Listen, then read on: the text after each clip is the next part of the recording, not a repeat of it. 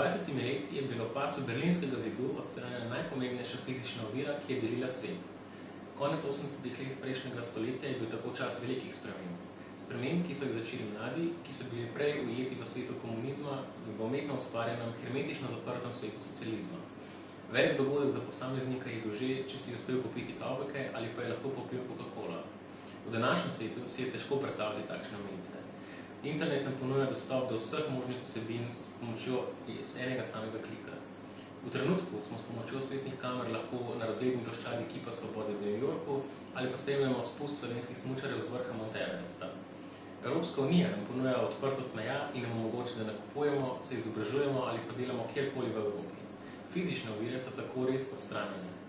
Vendar pa predvsem v naših mislih ustvarjajo psihološke ovire, ki nam onemogočajo, da bi izkoristili svoj neomejeni potencial. Oči so zopet uprte mlade po vsem svetu in kot doslej bomo tudi v prihodnje prav mladi tisti, ki bomo presegali omejitve, postavljene pred mnogimi leti in tako prinesli svež veter sprememb.